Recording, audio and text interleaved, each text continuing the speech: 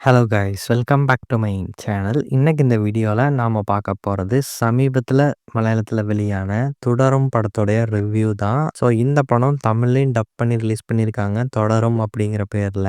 இந்த படத்துல யாரெல்லாம் நடிச்சிருக்காங்க அப்படின்னு பார்க்கும்போது மோகன்லால், சோபனா, தாமஸ் மேத்யூ அப்படின்னு ஏகப்பட்ட பேர் இந்த படத்துல வந்து நடிச்சிருக்காங்க.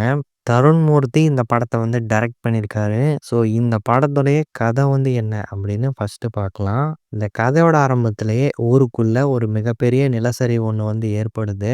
ரெஸ்கியூ டீம் போய் அவங்கள காப்பாத்துற முயற்சியில ஈடுபடும் போது அந்த ரெஸ்கியூ டீமை சேர்ந்த ஒருத்தர் வந்துட்டு ஒரு ஜீப்புக்குள்ள ஒரு விஷயத்த பார்த்துட்டு பயந்து போய் கத்துறாரு. இப்ப கட் பண்ணா நம்ம ஹீரோவையும் அவருடைய குடும்பத்தை சேர்ந்தவங்களையும் வந்து காட்டுறாங்க. ரொம்பவே சந்தோஷமா தன்னுடைய லைஃப் வந்து வாழ்ந்துட்டு இருக்காங்க. நம்ம ஹீரோ, அவருடைய மனைவி, அப்புறம் ஒரு பையன், ஒரு பொண்ணு அப்படின்ட்டு இந்த 4 பேரும் சந்தோஷமா இருக்காங்க.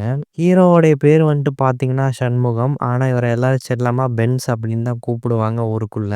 ஸோ இவர்கிட்ட வந்துட்டு ஒரு பழைய அம்பாசிடர் கார் ஒன்று வந்து இருக்கு. ஸோ அதை வச்சு தான் இவர் ஒரு டிரைவரா வந்து வேலை பார்த்துட்டு இருக்காரு. குழந்தைகளை ஸ்கூலுக்கு கூட்டிட்டு போறது, கொண்டு போய் விடுறது, இந்த மாதிரியான விஷயங்கள் வந்து பண்ணிட்டு இருக்காரு.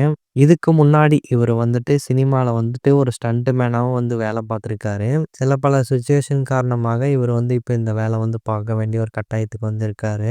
ஸோ இப்படி இருக்கும்போது தான் இவருடைய அந்த அம்பாஸ்டர் கார் வந்துட்டு போலீஸ் கிட்ட ஒரு விஷயத்துக்காக மாட்டிக்குது.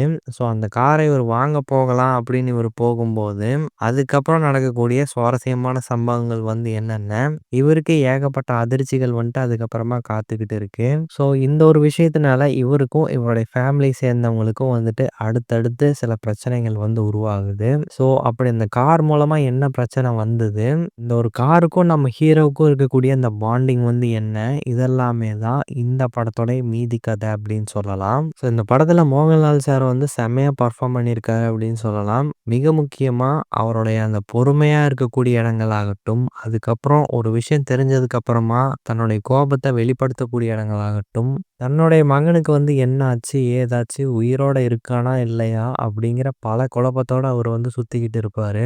அந்த சில விஷயங்கள் எல்லாமே வந்துட்டு பார்த்தீங்கன்னா, ரொம்ப லைவா இருந்துச்சு. எந்த ஒரு இடங்கள்லயுமே நடிக்கிறாங்க அப்படிங்கிற மாதிரியான ஒரு சின்ன இடத்துல கூட நமக்கு ஃபீல் ஆகாது. இவருக்கு அப்புறமா சோபனா மேடம் ஆகட்டும், அப்புறம் அவங்களுடைய குழந்தை பசங்களா வரக்கூடிய அந்த 2 பையனும் பொண்ணும் ஆகட்டும், எல்லாருமே நீட்டான பெர்ஃபார்மன்ஸ் வந்து குடுத்துருந்தாங்க. ஸோ இந்த படத்த வந்து பார்க்கும்போது ஒரு நிஜ ஃபேமிலிக்குள்ள எப்படியெல்லாம் இருப்பாங்க அப்படிங்கிறது வந்துட்டு ரொம்பவே நேச்சுரலா வந்து பதிவு பண்ணியிருந்தாங்க. ரொம்ப இயல்பா இருந்துச்சு அப்படின்னே சொல்லலாம். இந்த படத்துல நெறைய இடங்கள்ல அந்த பென்ஸுங்கிற கேரக்டர் தன்னுடைய பொறுமைய ரொம்பவே இழக்கும். ஸோ எப்படா இவரு கோவப்படுவாரு, எப்போ எல்லாரையும் போட்டு ஒரு வழி பண்ணுவாரு அப்படிங்கிற ஒரு தாட் வந்து நமக்கும் இருக்கும். இத தாண்டி ஜார்ஜ் அப்படிங்கிற ஒரு போலீஸ் ஆஃபீசர் கேரக்டரு, ஒரு சைக்கோத்தனமான ஒரு போலீஸ் ஆஃபீசர் அப்படின்னு சொல்லலாம். ஸோ அவரும் அவருடைய பெர்ஃபார்மன்ஸ எக்ஸலென்ட்டா பண்ணியிருந்தாரு.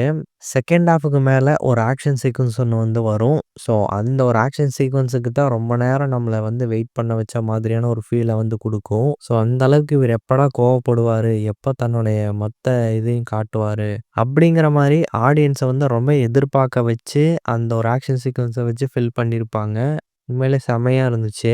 இந்த படத்திலே ஒட்டுமொத்தமா லொக்கேஷன் அப்படின்னு சொல்லி பார்க்கும்போது, ஒரு போலீஸ் ஸ்டேஷன், அப்புறம் மோகன்லால் சார் இருக்கக்கூடிய அந்த வீடு, அதுக்கப்புறம் ஃபாரஸ்ட்ல வந்து 1, 2 கிளிப்பிங்ஸ் வரும். ஸோ இந்த சின்ன சின்ன இடங்கள்ல மட்டும் இவங்க படமாக்கப்பட்டு, அத வந்து ரொம்ப சுவாரஸ்யமா வந்து ஸ்க்ரீன்ல பிரசன்ட் பண்ணியிருக்காங்க. கிட்டத்தட்ட இந்த படம் வந்து 2 மணி நேரம் 40 நிமிஷம் பக்கம் ஓடுது.